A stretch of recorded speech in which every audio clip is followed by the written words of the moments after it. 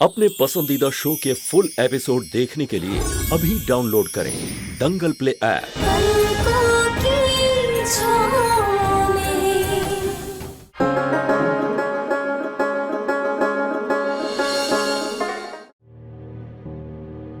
अंशुमन जी, आपने हमारे एप्लीकेशन पर बिना किसी ऑब्जेक्शन साइन कर दिया।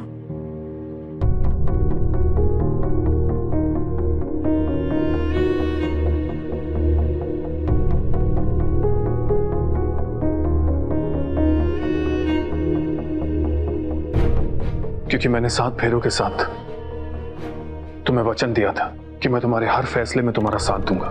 और मैं जानता हूं सुमन कि तुमने ये फैसला क्यों लिया है, ताकि इस परिवार को इसकी प्रतिष्ठा वापस मिल सके। राय बहादुर खानदान को कोई सवालिया नजरों से ना देखे।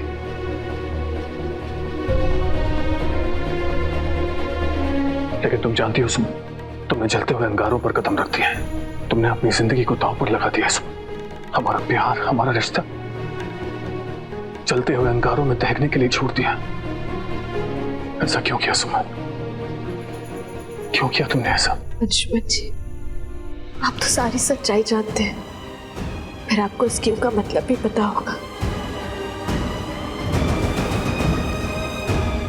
तुमने ये सब नंदन को सही रास्ते पर लाने के लिए किया है ना? जानती हो सुमन, मेरा छोटा भाई नंदन खाई में जरूर गिरा था, लेकिन जो लौट कर आया वो नंदन नहीं, उसकी काली छाया थी। सुमन, एक ऐसी काली छाया जिसमें तुम रंग भरना चाहती हो, जो कि संभव नहीं है। नंदन अब बहुत दूर निकल चुका है सुमन, और उसका वापस लौटना नामुमकिन है। अंशुमन जी, रिश्तों के बीच के फासले इतने बड़े नहीं होते कि उन्हें मिटाया नहीं जा सकता। आपको पता है नाना जी क्या कहते हैं? वो कहते हैं कि हम मिट्टी से देवता भी बना सकते हैं और दानव भी। हम इंसान भी तो मिट्टी के ही बने होते हैं ना। और सुरभि माँ ने नंदन को बहुत लाड प्यार से बनाया है। उसकी सूरत बिगड़ सकती है, लेकिन सीरत कभी नहीं। नंदन सुरभि माँ की परवरिश है अंशुमन जी। लेकिन मुझे डर है सुमन कि कहीं तुम नंदन को सही रास्ते पर लाने में फेल ना हो जाओ। नहीं अंशुमन जी, हमने आपके नाम का मंगलसूत्र पहना है, अपने माथे पर आपके नाम का सिंदूर लगाया है। आप हमेशा हमारे साथ साई की तरह है। अगर फिर भी हम फेल हो गए तो हम खुद चिता पर लेट जाएंगे। हम आपसे दूर कभी नहीं रह सकते अंशुमन जी, कभी नहीं।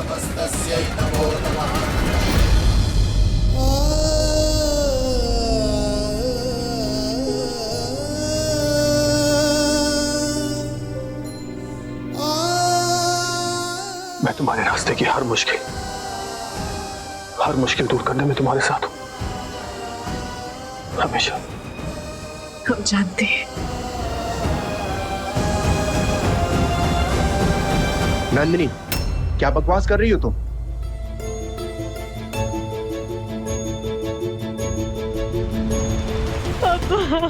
बेटा नंदिनी, बेटा शांत हो जाओ और चिंता मत करो। हम बात करेंगे शिखर के साथ। ऐसे कैसे? क्या हुआ?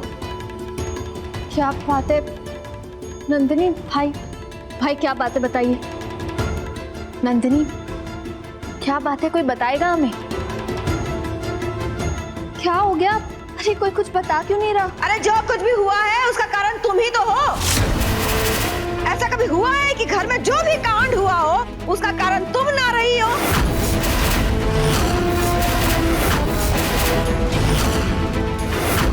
पूछो ना नंदिनी से, अब उसका जिंदगी कहाँ पे लगा है? पूछो। नंदिनी क्या बात है? मुझसे नहीं, अपने भाई से पूछ। तेरे फैसले के बाद अब ये मुझसे अलग होना चाहता है। भाई हम क्या सुन रहे हैं? हमें पूरी बात बताइए। सुमन, मुझे तुम्हारे फैसले से ना ही कोई दिक्कत है और ना ही इनकार। मुझे मालूम है तुमने जो भी फैसला लिया होगा बहुत सोच समझ कर लिया होगा, लेकिन इस फैसले के बाद तुम इस घर में नहीं रहोगी। और हाँ, अगर तुम मेरे साथ सुल्तानगंज नहीं गई ना, तो नंदिनी को भी मुझसे अलग होना पड़ेगा।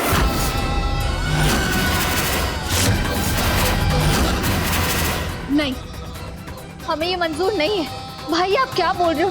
आप ऐसा कह भी कैसे सकते हैं? तो क्या कहूँ सुमन? हाँ, तुम्हें यहाँ ऐसी सिचुएशन में नहीं छोड़ सकता।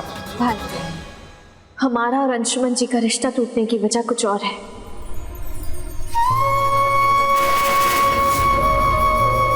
इसमें आप दोनों के रिश्ते का तो कोई लेना देना ही नहीं है।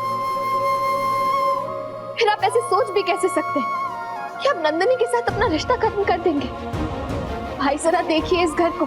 इस घर से अनमोल रिश्ते जुड़े हैं हमारी सांसें जुड़ी हैं इस घर से। इस घर में आपकी सुमन को इतना प्यार मिला, आप ऐसे नहीं समझेंगे। आइए। देखिए पापा को, इतना सब होने के बाद भी पापा का हम पर अटूट विश्वास है। इन्होंने तो कुछ ऐसा नहीं किया, हमें कुछ नहीं बोला। दादाजी, इतना सब कुछ होने के बाद भी इनके मन में बस यही चल रहा है कि सब ठीक हो जाएगा। इनके मन में एक उम्मीद है। और भाई, आप तो अच्छे से जानते हैं हमारी सभी माँ की स्थिति में, और आपने इस समय ऐसी बात कह दी। माफी मांगिए नंदिनी से। भाई हमने कहा माफी मांगिए। ऐसे माफी मांगने से माफी मिल जाएगी क्या? प्यार करने का दावा करता है, ये है इसका प्यार। अपनी बहन की गृहस्थी बचाने के लिए बिना सोचे समझे एक पल में अलग होने की बात कह दी। नहीं, कोई माफी नहीं मिलेगी। नंदिनी, नंदिनी,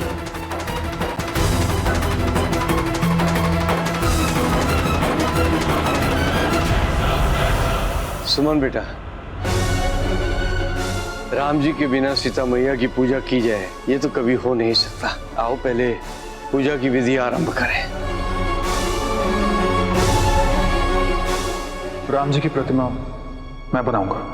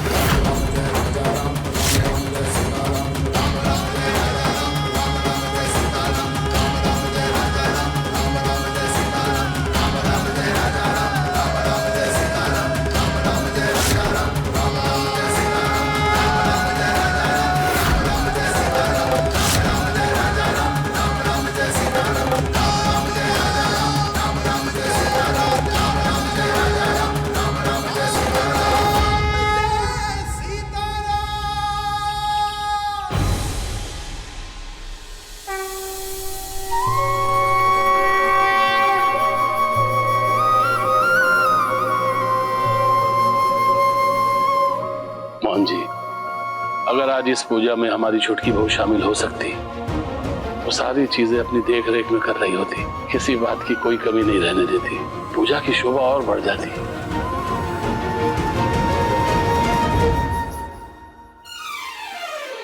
दादाजी, आज से पहले इस घर में सुरभि माँ के बिना कोई पूजा नहीं हुई। उनकी कमी आज हम सबको खल रही है। लेकिन आप चिंता मत कीजिए, हम पूरी कोशिश करेंगे कि पूजा की विधि में कोई कमी ना आए। बेटा सुमन, आज मैं भी तुम लोगों जैसा व्रत रखूंगा सुरभि जी के बदले। मैं सीता मैया से प्रार्थना करूंगा कि वो सुरभि जी को जल्द से जल्द ठीक कर दे।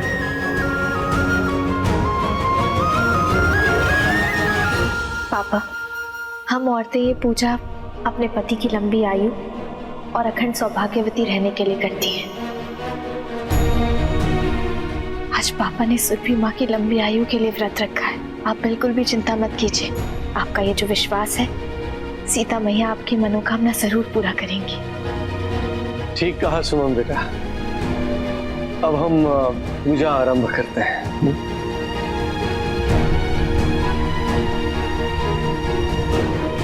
सुमन, ओम श्री जानकी नमः। हाथ जोड़कर मेरे पीछे पीछे मंत्रोच्चारण करिए। श्री जानकी रामाभ्याय नमः। श्री जानकी रमाभ्याय नमः। ओम श्री जानकी रामाभ्यो नमः। ओम श्री रामाभ्याय नमः।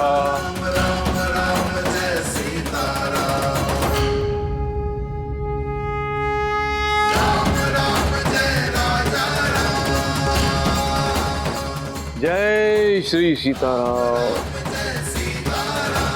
सुनो बेटा, अब हम सिंदूर की विधि आरंभ करें। आ गया।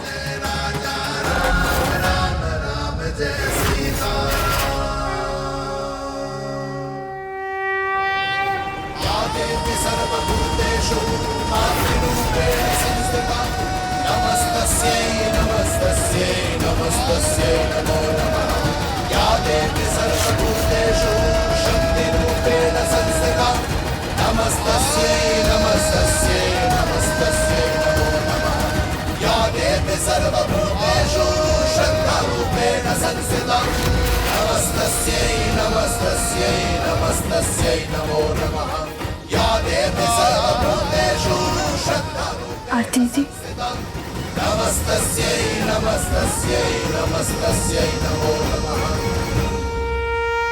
नंदिनी,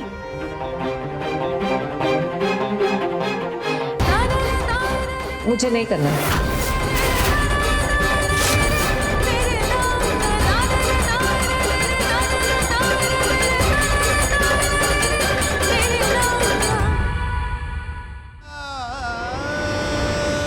नंदिनी, एक सुहागन का सबसे बड़ा श्रृंगार माथे का सिंदूर होता है।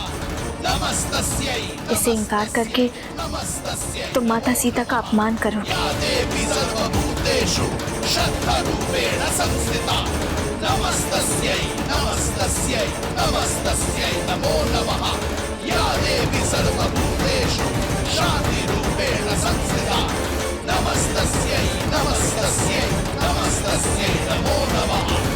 अब हम आपको माता सीता की वेदवती स्वरूप की कथा सुनाएंगे। वेदवती बहुत ही तेजस्वी कन्या थी और वो भगवान नारायण की परम भक्त थी और उनसे विवाह करना चाहती थी, और इसीलिए भगवान नारायण को पति के स्वरूप में प्राप्त करने के लिए उसने घने वन में घोर तपस्या शुरू कर दी। फिर एक दिन आकाशवाणी हुई कि अगले जन्म में भगवान विष्णु ही उसे पति के स्वरूप में प्राप्त होंगे। ये जानते हैं क्यों हुआ?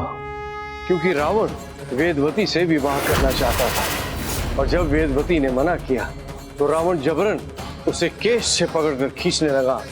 तो वेदवती आक्रामक हो गई और गुस्से में अपने उसने केश ही काट डाले, और अपनी पवित्रता भंग होने के कारण रावण को श्राप दिया कि एक दिन मैं ही तेरे विनाश का कारण बनूंगी। सीता नवमी की पूजा सभी दुखों को दूर करती है। अब हम आरती करेंगे।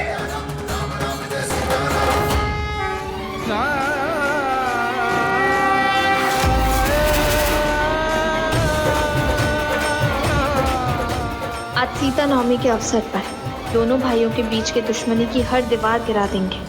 हमें बस आपका आशीर्वाद चाहिए माँ।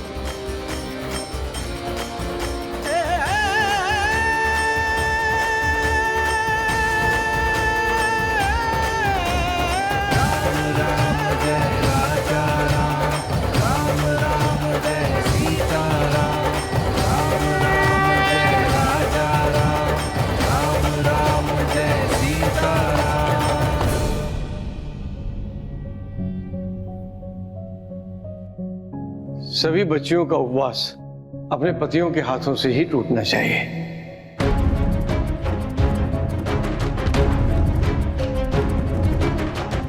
आज तुम्हारा व्रत मैं अपने हाथों से तुड़वाऊंगा सुमन।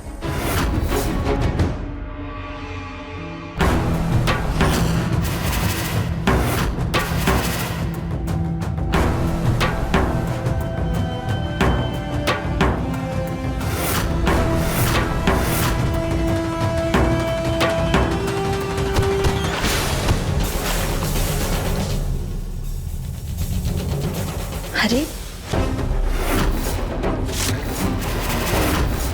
सॉरी, गलती से हो गया तो आपको चेंज करना होगा।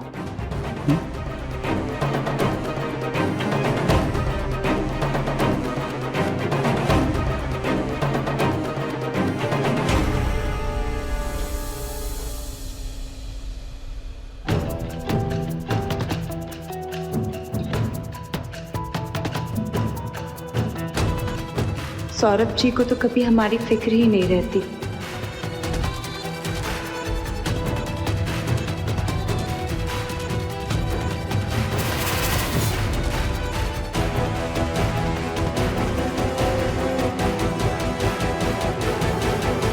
सुमन, तुम्हें भी प्यास लगी होगी, लो जूस पी लो।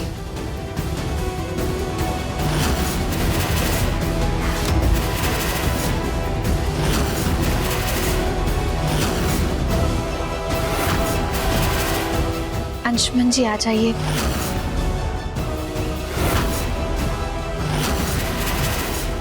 हमारा व्रत खुलवा दीजिए।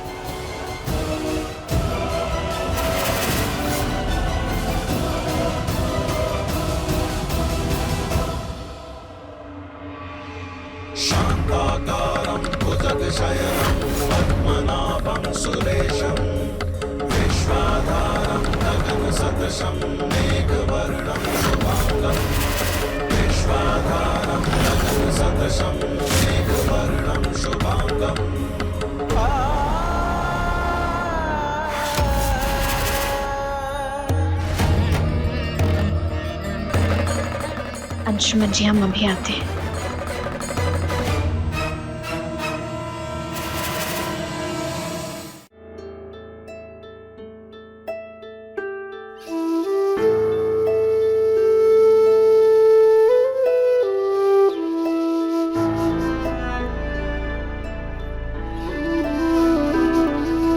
सुरभि माँ, हम नहीं जानते कि हमारे इस फैसले पर आप कैसे रिएक्ट करेंगी, लेकिन हम इतना जरूर जानते हैं कि आपके परवरिश से जब अंशुमन जी राम बेटे बन सकते हैं, तो आपकी कोख से रावण का जन्म कैसे हो सकता है?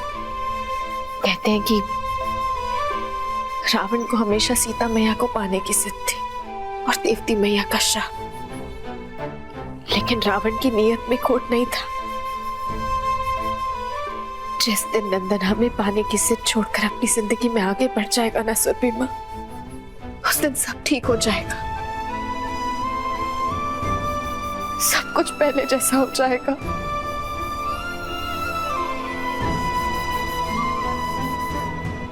पापा चलकर भोजन कर लीजिए, उपवास तोड़ने का समय हो गया। बेटा सुमन, अब तो हमारा उपवास तभी टूटेगा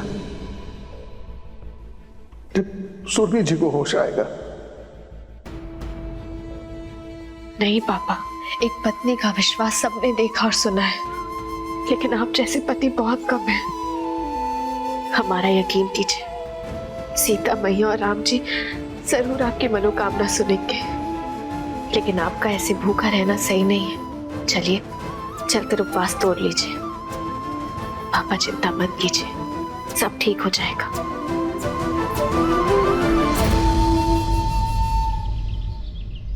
सबसे पहले हम आरती करेंगे, फिर आरती के उपरांत विसर्जन की तैयारी शुरू करेंगे। सुमन जी,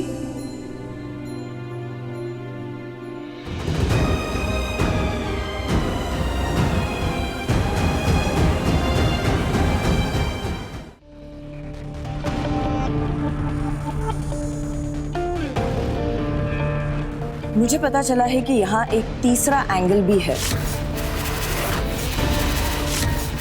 और वो है इस घर का छोटा बेटा मिस्टर नंदन झा।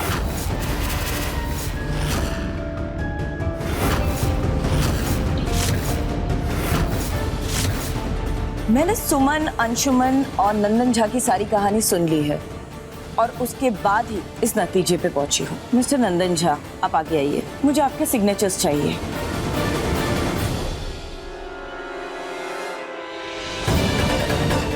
और हाँ, मुझे एफिडेविट में दोनों भाइयों के सिग्नेचर्स चाहिए, ताकि सुमन के फैसले पर आप दोनों भाइयों का दबाव ना हो, ना उनके फैसले को बदलने का और ना ही कायम रखने का। और एक बात याद रखिएगा, अगले 6 महीने तक सुमन पर कोई भी खतरा आता है तो ऐसे में कोर्ट आप दोनों भाइयों को जिम्मेदार मानेगी।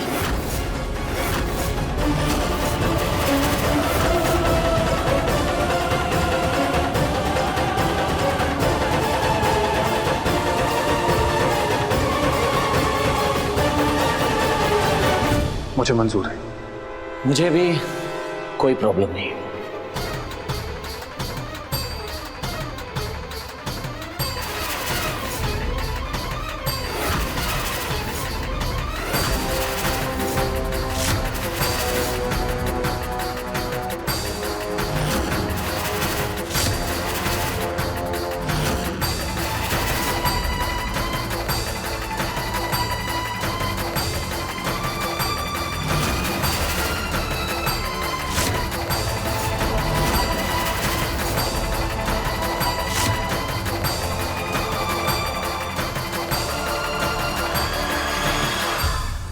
आज सीता रूपी सुमन की पहली कोशिश कामयाब हुई। माँ सीता सुमन की सारी मनोकामनाएं पूरी करे। जय सीता मैया की।